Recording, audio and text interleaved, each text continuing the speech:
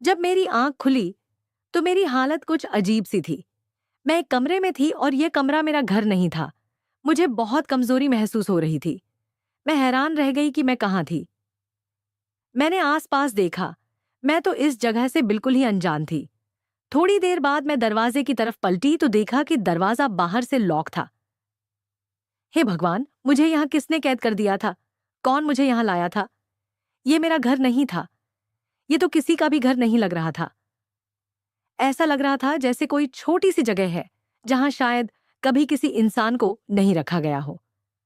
पर मैं यहाँ कब आई, कैसे आई, कुछ याद नहीं आ रहा था। मैं अपने दिमाग पर जोर डालने लगी, याद करने लगी कि मैं कहाँ थी। और जब मुझे यह याद आया कि मुझे यहाँ कौन लाया है तो मेरे पैरों के नीचे से जमीन खिसक गई। मुझे याद था कि आज मैं कॉलेज गई थी और सुबह से ही मौसम बहुत ज्यादा खराब था। हमारा कॉलेज मेरे घर से बहुत दूर था। 2 बसें बदलकर जाना पड़ता था।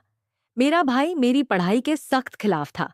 वो कहता था कि एक तो पढ़ाई करवाओ, ऊपर से इतना दूर भेजो, वह भी अकेली लड़की को। यह कोई करने वाली बात है क्या? लेकिन मेरे पापा कहते थे कि हमारी बेटी जरूर पढ़ेगी और पढ़ लिख कर कोई अच्छा काम करेगी। कल को किसी की पत्नी भी बनेगी तो सिर उठाकर, और माँ भी बनेगी तो एक समझदार और कामयाब माँ बनेगी। हमारा सारा परिवार मेरी पढ़ाई के खिलाफ था। सब कहते थे कि यह अपने बाप का नाम बदनाम करेगी और इसे कहीं मुंह दिखाने लायक नहीं छोड़ेगी। मेरे लिए भी यह सब आसान नहीं था। पढ़ाई करते हुए मुझे बहुत सारी मुश्किलों का सामना करना पड़ता था। मेरा पापा मेरा साथ तो देता ही था, लेकिन सबसे ज्यादा मुश्किल तो कॉलेज जाने की होती थी। कभी कभी पापा छोड़ने आ जाते थे। हाँ, मुश्किलें बहुत होती थीं।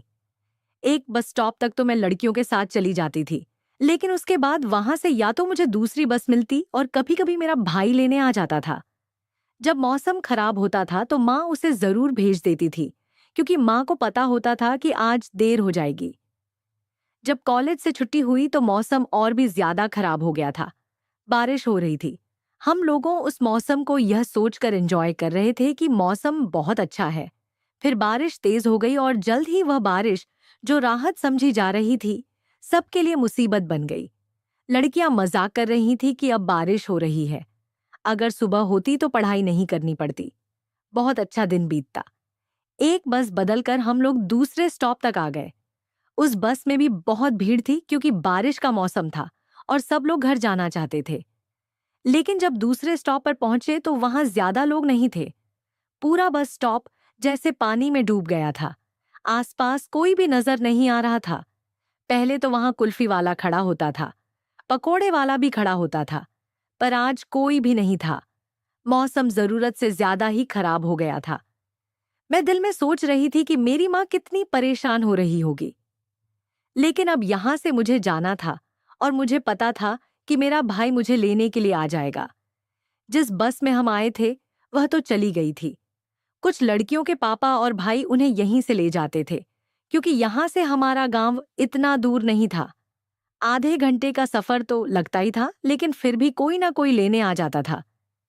मेरे साथ कुछ और लड़कियां भी उतरी थीं। उनके घर वाले पहले से ही खड़े थे। वह तो वहां से चली गई। अब मेरे साथ सिर्फ 3 लड़कियां रह गई जो मेरी ही दोस्त थी। उनमें से एक का भाई आया, वह भी उसके साथ चली गई। 2 रह गई जो अपने अब्बू के साथ जाती थी, वह भी एक मोटरसाइकिल पर चली गई। मैं बार बार देख रही थी कि मेरा भाई कहाँ है, अब तक क्यों नहीं आया। मेरे 2 भाई थे।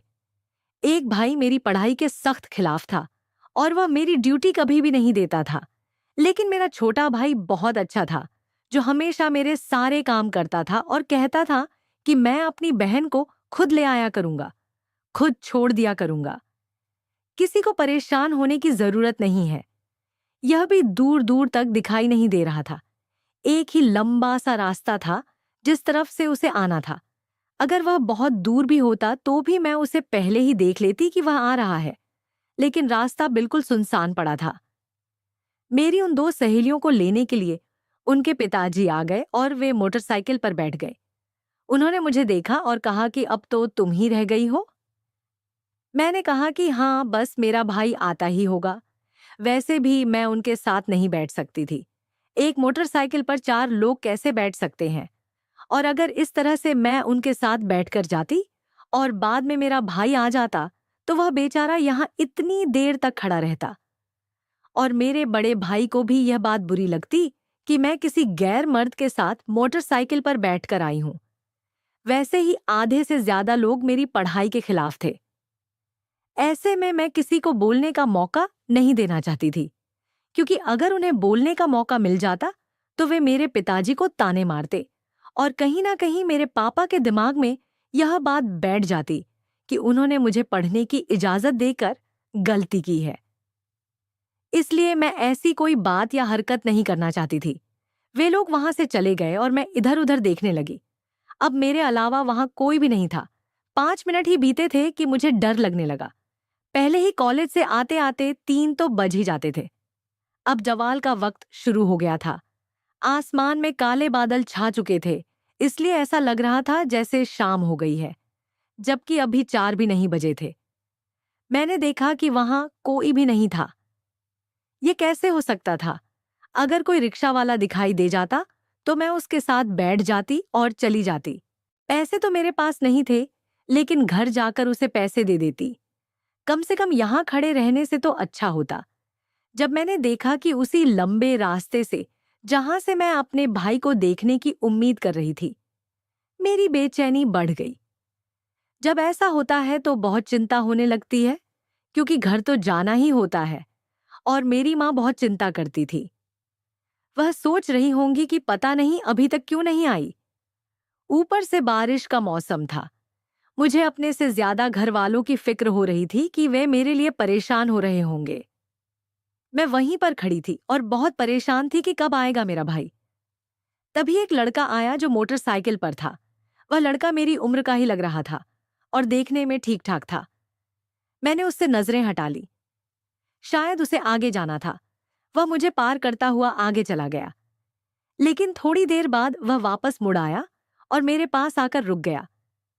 उसने वैसे ही कपड़े पहन रखे थे जैसे आजकल के नौजवान पहनते हैं। ऐसे कपड़े पहनने वालों को मेरे पापा लफंडर कहते थे। कहते थे कि यह लफंडर होते हैं जो जानबूझकर बाहर निकलते हैं, लोगों की बेटियों को घूरते हैं, मुस्कुराते हैं, नजरें घुमाते हैं और देखते हैं कौन कैसी लग रही है। ये लड़का तो मुझे शक्ल और हुलिये दोनों से ही बदमाश लग रहा था। मैं सोच रही थी कि यह यहाँ क्यों रुका है, जबकि यहाँ तो कोई और खड़ा भी नहीं था। उसने कहा कि अगर आपको मदद चाहिए तो मैं आपको आपके घर छोड़ देता हूँ। आप यहाँ अकेली क्यों खड़ी हैं? मैं हैरान रह गई कि इसकी इतनी हिम्मत कि सीधे आकर मुझसे बात कर ली। मैंने कहा, नहीं, मुझे आपकी मदद की जरूरत नहीं है। मेरा भाई मुझे लेने आ रहा है। मैंने इधर उधर देखा, लेकिन कोई नजर नहीं आया। वह भी चारों तरफ देखने लगा। थोड़ी देर बाद बिजली कड़कने की आवाज आई। लग रहा था जैसे बारिश अब आखिरी वार करने वाली है। पहले से ही यहाँ बहुत सारा पानी जमा था। उसने कहा, देखिए, ये बारिश तो सबको ही परेशान कर चुकी है। सब लोग अपने अपने घरों में बैठ गए हैं। मुझे नहीं लगता कि आपका भाई इतनी तेज बारिश में आएगा। मैं आपको आपके घर छोड़ देता हूँ। ये रास्ता तो गांव नंबर 79 को जाता है ना? आप वहीं की रहने वाली है ना? मैं वहीं जा रहा हूँ। मुझे कोई दिक्कत नहीं होगी। आप बस पीछे सावधानी से बैठ जाइए। मैंने कहा, आप तो पीछे ही पड़ गए हैं। मैंने कहा ना कि मुझे आपकी मदद की जरूरत नहीं है। उसने कहा, आपको मदद की जरूरत है। आप क्यों जिद कर रही हैं? मेरा नाम राज है। मेरे पिता का नाम राम है। हम लोग जात से ब्राह्मण हैं। हम आपके ही गांव में रहते हैं। कल को अगर कोई दिक्कत हुई तो आप मेरे बाबा से बात कर लेना, और वैसे भी कोई दिक्कत नहीं होगी। आप खुद भी कंफ्यूज हैं और मुझे भी कर रही हैं। चलिए बैठ जाइए। और मैं उसके साथ यह सोचकर बैठ गई कि अगर बारिश हुई तो फिर बहुत मुसीबत हो जाएगी। बस स्टॉप की जो छोटी सी छत थी वह भी टूटी हुई थी। मैं वहां भीगती रहती और तेज बारिश में कोई भी बाहर नहीं निकलता तो फिर यह ऑप्शन भी खत्म हो जाता। इसलिए मैंने उसकी बात मान ली। मैंने बीच में अपना बैग रखा और उसके साथ मोटरसाइकिल पर बैठ गई। मुझे लगा वो कुछ बात करेगा, कुछ बोलेगा, लेकिन उसने कुछ भी नहीं कहा। वह चुपचाप सीधा चला जा रहा था। मैंने सोचा, अगर यह मुझे मेरे घर के पास उतारेगा और मेरे घर वालों में से किसी ने देख लिया या मोहल्ले में से किसी ने देख लिया तो बहुत सवाल होंगे, बातें होंगी। मैं उसे कहूंगी कि मुझे पीछे ही उतार दे, बल्कि काफी पीछे उतार दे। थोड़ा तो मैं पैदल चल ही लूंगी। कपड़े तो वैसे ही खराब हो गए थे। गांव में भी जगह जगह पानी था। मैं अपने घर से लगभग 10 मिनट पहले ही उतर गई। मैंने उससे कहा, बस मुझे यहीं उतार दो। वह कहने लगा, यहाँ तो कोई घर नहीं है। मैंने कहा, हाँ मेरा घर आगे है, बस सामने है, मैं चली जाऊंगी। उसने कहा, वो काले गेट वाला आपका घर है। तो मैंने झूठ बोल दिया, हाँ वही है। उसने कहा, सामने ही तो है, मैं छोड़ देता हूं। मैंने कहा, नहीं नहीं, आप रहने दीजिए, आपका बहुत धन्यवाद। अगर किसी ने देख लिया तो मुझे डांट पड़ जाएगी। अब वह समझ गया कि मैं सही कह रही हूं। उसने कहा, ठीक है। मैंने उसे फिर से धन्यवाद कहा। वह वहां से चला गया। लेकिन उसके बाद मेरे साथ क्या हुआ, मुझे बिल्कुल याद नहीं। मुझे बस इतना याद है कि किसी ने मेरे सिर पर वार किया था और अब मैं एक गंदे से कमरे के अंदर थी। मैं अपने पूरे परिवार में पहली लड़की थी जो पहली बार पढ़ाई के लिए घर से बाहर निकली थी। मैं बहुत ज्यादा समझदार या चालाक नहीं थी। मुझे चीजों की उतनी समझ नहीं थी। मुझे झूठ नहीं बोलना चाहिए था। मुझे अपने घर के सामने ही उतरना चाहिए था। लेकिन मैं घबरा गई थी कि अगर घर वालों में से किसी ने देख लिया तो क्या होगा। इसी डर से पहले ही उतर गई। मुझे याद है कि मैं अपने घर तो पहुंची ही नहीं थी, उससे पहले ही किसी ने मुझे बेहोश कर दिया था। अब मुझे गुस्सा आ रहा था कि जब मैं उस लड़के के साथ बैठ ही गई थी तो कम से कम मुझे अपने घर के दरवाजे के पास ही उतरना चाहिए था। ये कौन सी जगह थी? मुझे कुछ समझ नहीं आ रहा था। मैं इस बात पर यकीन कर बैठी थी कि शायद वही राज था जिसने पहले मुझे वहां छोड़ा था। लेकिन उसके बाद मेरे सिर पर वार किया और मुझे उठाकर जबरदस्ती यहां कैद कर दिया, क्योंकि उसके अलावा आसपास कोई और तो था ही नहीं। मेरी माँ सही कहती थी, आजकल कोई किसी की मदद नहीं करता, और यह जवान लड़के जब किसी जवान लड़की को देखते हैं तो उनके दिमाग में वैसे ही ख्याल आते हैं। वह भला मेरी मदद क्यों करता? मेरी मदद करके उसे कौन सा इनाम मिलना था? ये तो वही बात हुई जैसे बकरियों की रखवाली भेड़िए को दे दी जाए। मैं चुपचाप बैठ गई। मुझे इतनी बेफिक्री दिखाने की जरूरत नहीं थी। मुझे हर बात पर ध्यान देना चाहिए था। आजकल टीवी पर क्या कुछ नहीं दिखाते, कैसी कैसी खबरें आती हैं, सुनकर इंसान डर जाता है। और फिर भी शायद मैं अब खुद एक खबर बनने वाली थी। मुझे बहुत डर लग रहा था, बार बार गुस्सा आ रहा था। उसने मेरी मदद नहीं की थी, शायद उसी ने मुझे फंसाया था। उसने जानबूझकर यह सब किया था। पहले मेरा भरोसा जीता और फिर मुझे यहाँ कैद कर दिया। मैं बहुत परेशान थी। दरवाजा बाहर से बंद था। थोड़ी देर बाद वहां एक औरत आई। उसने दरवाजा खोला। वह बहुत ही गरीब लेकिन बेहद सख्त मिजाज लग रही थी। उसने कहा, ए लड़की, चल निकल यहां से। मैंने कहा, मुझे यहां कौन लाया था? उसने कहा, जो भी लाया था, अब निकल जा यहां से। मैं नहीं चाहती कि तू उसके साथ वक्त बिताए या वह तुझे देखे। उसका तो दिमाग खराब है, लेकिन मैं तुझे यहां बर्दाश्त नहीं कर सकती। निकल जा। लगता था मामला यह था कि वह औरत नहीं चाहती थी कि कोई लड़की उस आदमी के पास हो। उसकी उम्र मुझे 2930 साल लग रही थी। कहीं वह उसकी पत्नी तो नहीं थी जो नहीं चाहती थी कि उसके पति के साथ कोई और लड़की हो? इसीलिए मुझे वहां से निकाल रही थी। लेकिन मुझे क्या अंधा क्या मांगे, 2 आंखें। मैं तुरंत वहां से भाग निकली और अपने घर पहुंच गई। जब मेरे घर वालों ने मेरी हालत देखी तो वह भी परेशान हो गए। शाम के 6 बज चुके थे और वे पहले से ही चिंतित थे। मेरे दोनों भाई मुझे ढूंढने निकल पड़े थे। मैं जाकर अपने बाबा के पैरों में बैठ गई और उन्हें सब कुछ बता दिया। राज का नाम भी, उसकी बाइक का नंबर भी। उन्होंने तुरंत जाकर पुलिस में शिकायत दर्ज करवाई और राज को पकड़ लिया गया। अब उससे पूछताछ हो रही थी, और पुलिस कैसे पूछताछ करती है यह तो आप जानते ही होंगे। सब लोग कह रहे थे कि बहुत अच्छा किया तुमने ऐसे लड़के को पकड़वाकर। ऐसे लड़के लड़कियों के पीछे ही पड़े रहते हैं। जहां कोई अकेली लड़की दिखती है वहीं उसके साथ कुछ भी करने को तैयार हो जाते हैं। तेरी तो किस्मत अच्छी थी कि तू बच गई। सब मेरी बहादुरी की तारीफ कर रहे थे, कह रहे थे कि तू तो बहुत बहादुर है, तुझे अपना ख्याल रखना आता है। अगर इसे पढ़ाया जाए तो बहुत अच्छी बात है। क्योंकि यह बहादुर है। कल को समझदार भी हो जाएगी, पढ़ी लिखी होगी, डिग्री हाथ में होगी, यह हमारा नाम रोशन करेगी। मेरे बाबा ने कहा, देखो कोई और लड़की होती तो डर के मारे मर ही जाती। देखो तो सही, वहां कैद हो गई, फिर भी चालाकी से सबको चकमा देकर सही सलामत घर वापस आ गई। ये कोई छोटी बात है क्या? ये मेरा शेर पुत्र है।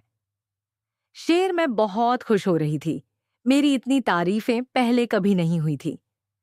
मेरे बड़े भाई ने भी कहा, मैं तो तुझे अब तक बच्ची समझता था, लेकिन अब समझ गया कि तू वाकई समझदार है। मुझे पता है तू अपना ख्याल खुद रख सकती है। अब मैं तेरी पढ़ाई के मामले में कुछ नहीं कहूंगा। भगवान तुझे कामयाबी दे। आज उसने भी मेरी तारीफ कर दी। मैं बहुत ज्यादा खुश थी। मुझे कॉलेज से छुट्टियां मिल गई और मौसम भी बदल गया। इस बात को करीब 8 से 10 दिन हो चुके थे कि एक दिन मुझे गांव में ही राज फिर से दिखाई दिया। मैं अपनी कजिन के साथ थी जो हमारे घर हमसे मिलने आई हुई थी। मैंने उसे दूर से देखा और कहा कि यही वह लड़का था जिसने मेरे साथ वह सब करने की कोशिश की थी। पुलिस ने तो उसे छोड़ दिया, लेकिन लगता है उसकी खूब खातिरदारी हुई है। देखो चेहरे पर भी निशान है। उसने भी मुझे दूर से देख लिया और मुझसे नजरें चुराने लगा। मैंने कहा, क्यों डर गए? मुझे मेरे घर वालों ने इतनी तारीफ दी थी कि अब मैं जरूरत से ज्यादा ही बहादुर बन गई थी और मेरे अंदर बहुत घमंड आ गया था, क्योंकि मेरे पापा ने पूरे खानदान को बुलाकर यह किस्सा सुनाया था। मेरे पापा भी बड़े भोले थे। लोग इस बात को गलत भी समझ सकते थे, पर उन्होंने कहा कि जब कुछ हुआ ही नहीं है तो हम क्यों किसी से छुपाएं। मेरे एक मामा ने तो मुझे 1,000 रुपए भी दिया और कहा कि यह तुम्हारी बहादुरी का इनाम है।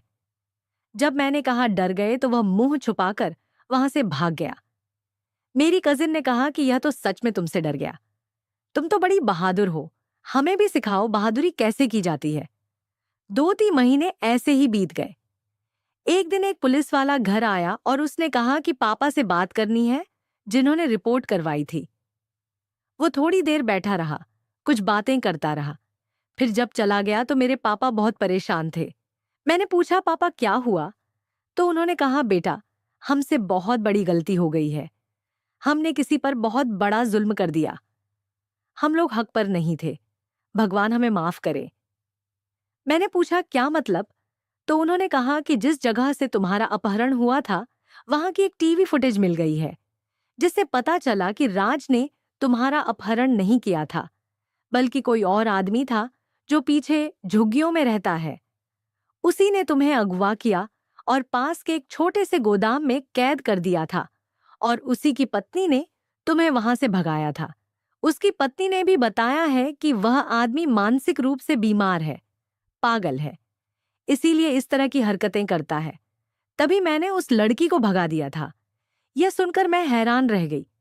मतलब जब मैं घर से पीछे उतरी थी तो वह आदमी मुझे देख रहा था, और जैसे ही राज बाइक से वहां से चला गया, उसने पीछे से मेरे सिर पर वार किया और मैं बेहोश हो गई। और मुझे लगा कि इतनी जल्दी यह सब सिर्फ राज ही कर सकता है, तो शायद यह उसी का किया धरा है, और मैंने उस पर इल्जाम लगा दिया।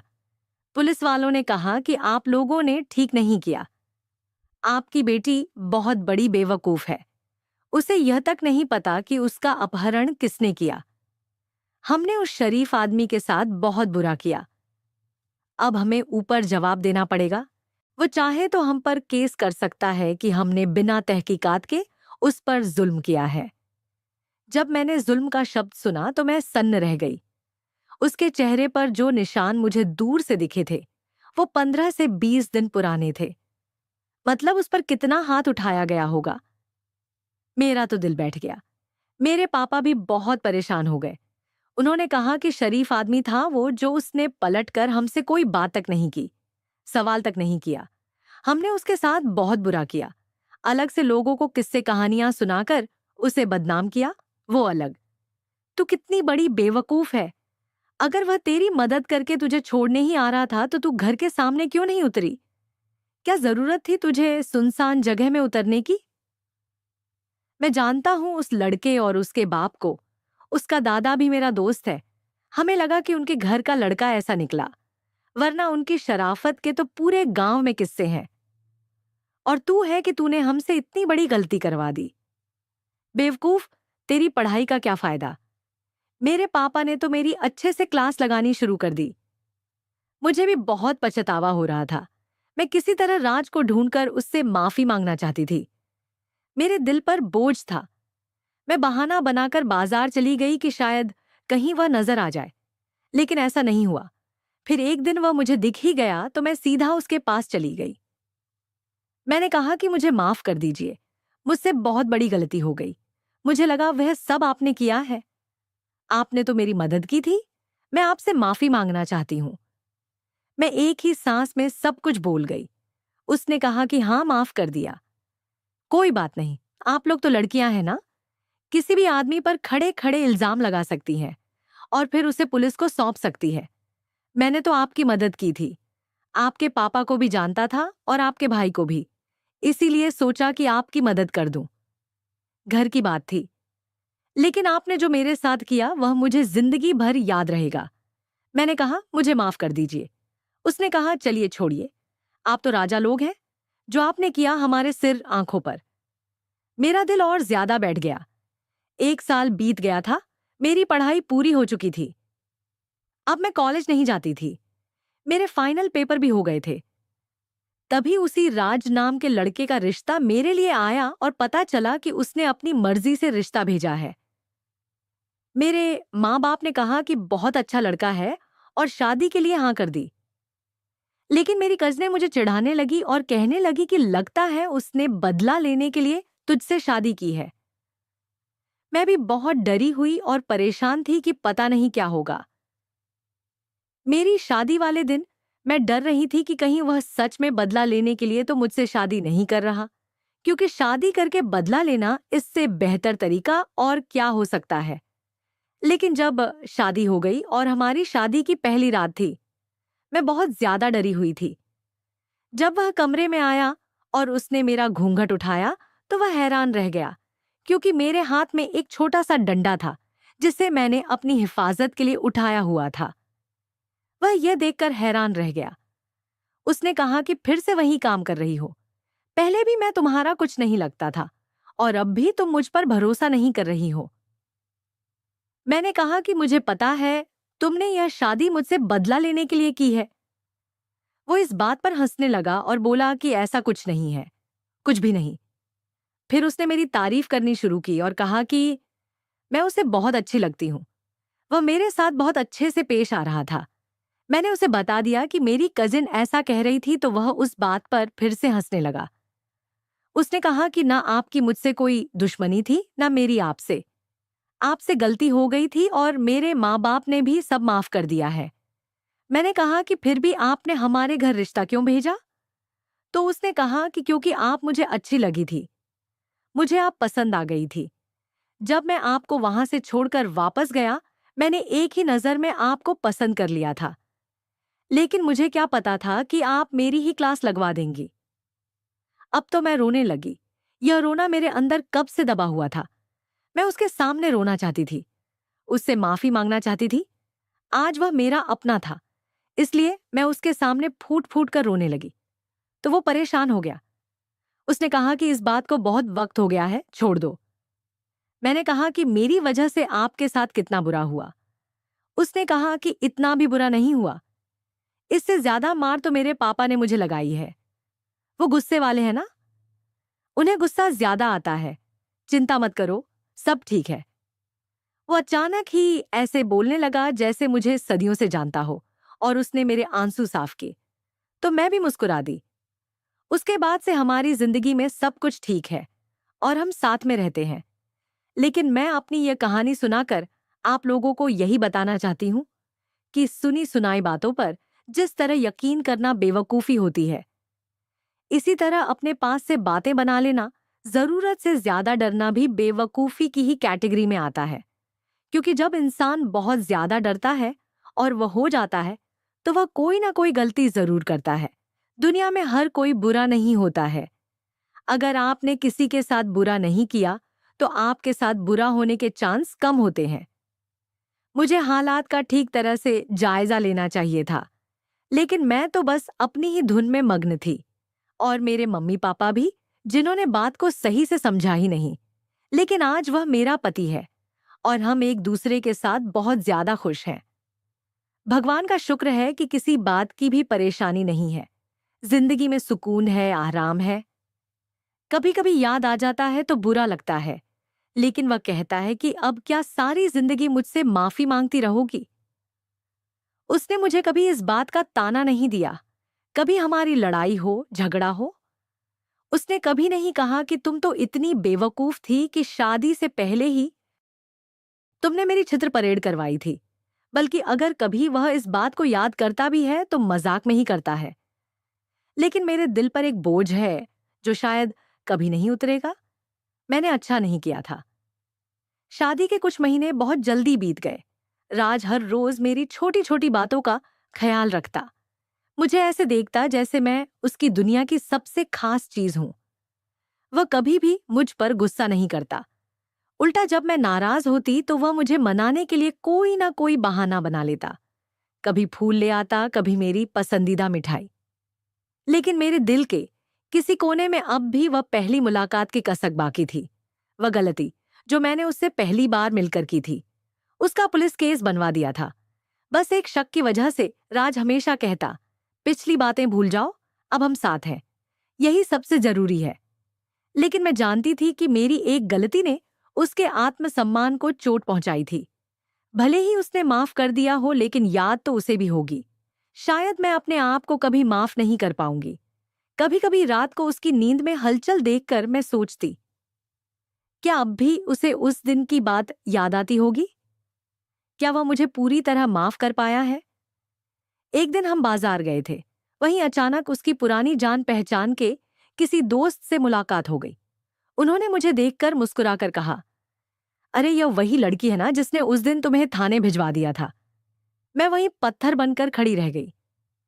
राज ने हल्के से हंसकर जवाब दिया, हाँ वही है, लेकिन अब मेरी पत्नी है और मेरी जिंदगी की सबसे कीमती चीज है। उसकी यह बात सुनकर मेरी आंखों में आंसू आ गए। उसने न सिर्फ मुझे माफ किया, बल्कि लोगों के सामने मेरा मान भी रखा। उस दिन के बाद से मैं राज के लिए और भी ज्यादा सम्मान महसूस करने लगी। मैं चाहती थी कि मैं भी उसके लिए कुछ करूं जो उसकी उस बेइंतहा मोहब्बत का जवाब हो। मैंने खाना पकाने की क्लास लेनी शुरू की ताकि मैं उसकी पसंद के सारे खाने बना सकूं। उसकी मम्मी पापा से रिश्ता और अच्छा करने की कोशिश की। धीरे धीरे हमारे बीच की वह दीवार खुद ब खुद गिरती चली गई, जिसे मेरे डर और पछतावे ने खड़ा किया था। एक दिन मैं उसके लिए उसके पुराने दोस्तों की एक सरप्राइज पार्टी प्लान कर रही थी। उसी दौरान मैंने उसके पुराने डायरी के कुछ पन्ने देखे जो गलती से एक अलमारी में पड़े थे। उनमें लिखा था, जिस दिन उसने मुझ पर शक किया मेरा दिल टूट गया था, पर जब मैंने उसकी आंखों में डर देखा तो समझ गया कि उसने ऐसा जानबूझकर नहीं किया। बस हालात और समाज का डर था। वह भी उतनी ही टूटी हुई थी जितना मैं। इसीलिए उसे माफ किया नहीं, उसे समझा। मैंने वह पन्ना बंद किया और उस दिन पहली बार खुद को थोड़ा हल्का महसूस किया। मुझे लगा जैसे उसने मुझे सिर्फ माफ ही नहीं किया बल्कि समझा भी था, और यही असली प्यार की पहचान होती है। धीरे धीरे मैंने खुद को माफ करना शुरू किया। अब मैं भी कह पाती थी कि हाँ, मैं भी एक इंसान हूं, मुझसे भी गलती हो सकती है। लेकिन अगर प्यार सच्चा हो तो एक गलती सब कुछ खत्म नहीं कर सकती। हमारी शादी को अब 2 साल हो गए हैं। हमारे घर में अब एक नन्हा मेहमान आने वाला है। राज बहुत खुश है। वह रोज मुझसे पूछता है कि बच्चे का नाम क्या रखेंगे। मैं मुस्कुराकर कहती हूँ, राज आई, क्योंकि हमारी कहानी का सबसे खूबसूरत पहलू यही था, राजी होना, समझना और माफ करना। कभी कभी जब हम बालकनी में बैठकर चाय पीते हैं, वह मजाक में फिर से कहता है, याद है जब तुमने मुझे पिटवा दिया था? और मैं शर्मा जाती हूँ। लेकिन अब उस बात पर हंसी आती है, दर्द नहीं। मैं आप सभी को यही कहना चाहती हूँ कि जिंदगी में रिश्ते बहुत नाजुक होते हैं। हर बात को शक की निगाह से देखना, डर जाना, यह सब इंसान को पीछे कर देता है। भरोसा करना सीखिए, और अगर कभी गलती हो भी जाए तो माफी मांगने में देर मत करिए, क्योंकि कभी कभी माफी एक नई शुरुआत का रास्ता होती है। जिंदगी हमें हर मोड़ पर कुछ ना कुछ सिखाती है, कभी खुशी के रास्ते से तो कभी दर्द की गलियों से। मेरी कहानी भी कुछ ऐसी ही थी। एक छोटी सी गलती, एक पल का डर और उस डर में लिया गया गलत फैसला मेरी जिंदगी का सबसे बड़ा अफसोस बन गया। लेकिन उसी गलती ने मुझे बहुत कुछ सिखा दिया। भरोसा करना, समझना और सबसे बढ़कर खुद को माफ करना। हम अक्सर दूसरों से माफी मांग लेते हैं, लेकिन खुद को माफ नहीं कर पाते। हम अपने ही मन में एक अदालत बना लेते हैं, जिसमें हर रोज खुद को ही दोषी ठहराते रहते हैं। लेकिन जब तक हम खुद को माफ नहीं करेंगे, तब तक जिंदगी में सुकून नहीं मिलेगा। डर एक ऐसा जहर है जो हमें अंदर से खोखला कर देता है। डर हमें सोचने से पहले फैसला करने पर मजबूर करता है। लेकिन जिंदगी की सच्चाई यही है कि हर इंसान पर शक करना सही नहीं होता। हर कोई बुरा नहीं होता। अगर हम अच्छे हैं, हमारे इरादे साफ हैं, तो अक्सर दुनिया भी हमें वैसा ही जवाब देती है। एक और बड़ी सीख जो मैंने पाई, सच्चा प्यार कभी कहानी भा कुछ ऐसा हाँ था। एक छांटा सा गलता, एक पल का डर और उस डर में लिया गया गलत फैसला मेरी जिंदगी का सबसे बड़ा अफसोस बन गया। लेकिन उसी गलती ने मुझे बहुत कुछ सिखा दिया। करना, समझना और सबसे बढ़कर खुद को माफ करना। हम अक्सर दूसरों से माफी मांग लेते हैं, लेकिन खुद को माफ नहीं कर पाते। हम अपने ही मन में एक अदालत बना लेते हैं, जिसमें हर रोज खुद को ही दोषी ठहराते रहते हैं। लेकिन जब तक हम खुद को माफ नहीं करेंगे, तब तक जिंदगी में सुकून नहीं मिलेगा। डर एक ऐसा जहर है जो हमें अंदर से खोखला कर देता है। डर हमें सोचने से पहले फैसला करने पर मजबूर करता है। लेकिन जिंदगी की सच्चाई यही है कि हर इंसान पर शक करना सही नहीं होता। हर कोई बुरा नहीं होता। अगर हम अच्छे हैं, हमारे इरादे साफ हैं, तो अक्सर दुनिया भी हमें वैसा ही जवाब देती है। एक और बड़ी सीख जो मैंने पाई, सच्चा प्यार कभी किसी एक गलती से खत्म नहीं होता। अगर प्यार सच्चा हो तो वह समझता है, माफ करता है और साथ निभाता है। राज ने मुझे ना सिर्फ माफ किया, बल्कि मुझे फिर से खुद पर भरोसा करना सिखाया। अब जब मैं पीछे मुड़कर देखती हूँ तो लगता है कि उस एक पल की गलती ने मुझे एक बेहतर इंसान बना दिया। अब मैं जल्दी किसी पर शक नहीं करती, बातों को समझने की कोशिश करती हूँ और सबसे जरूरी, अब मैं खुद को भी इंसान मानती हूँ, जिससे गलतियां हो सकती हैं। इसलिए अगर आप भी कभी किसी डर, किसी पछतावे या किसी गलती के बोझ तले दबे हो, तो याद रखिए, माफी मांगना कमजोरी नहीं होती और खुद को माफ करना तो सबसे बड़ी ताकत होती है। जिंदगी एक किताब है, हर पन्ना कुछ सिखाता है, बस उसे ध्यान से पढ़ना आना चाहिए।